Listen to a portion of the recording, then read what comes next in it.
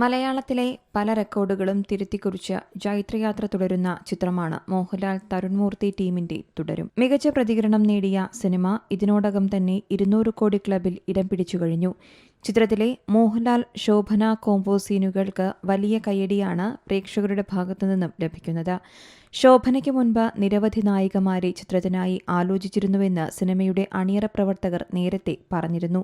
ഇപ്പോഴിതാ ജ്യോതിക, മീതിൽ ദേവിക എന്നിവർ ഈ വേഷം നിരസിച്ചതിനെക്കുറിച്ച് പറയുകയാണ് ബിനു പപ്പു. ഒരു യൂട്യൂബ് ചാനലിന് നൽകിയ അഭിമുഖത്തിലായിരുന്നു നടന്റെ പ്രതികരണം. ലാലേട്ടനൊപ്പം ഇതുവരെ കണ്ടിട്ടില്ലാത്ത പുതിയൊരു മുഖം വേണമെന്ന് ആഗ്രഹിച്ചിരുന്നു. ഇതിനായി ജ്യോതികയെയും മീതിൽ ദേവികയെയും സമീപിച്ചിരുന്നു.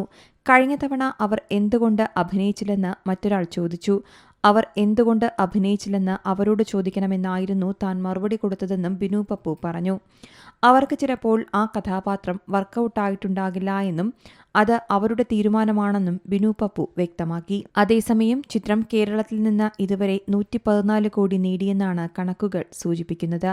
പ്രകാശ് വർമ്മ, ബിനു പപ്പു, ഫഹർഖാൻ ഫാസിൽ, മണിയൻപിള്ള രാജു, തോമസ് മാത്യു, ഇർഷാദ് തുടങ്ങിയവരാണ് ചിത്രത്തിൽ മറ്റു പ്രധാന വേഷങ്ങളിൽ എത്തുന്നത്.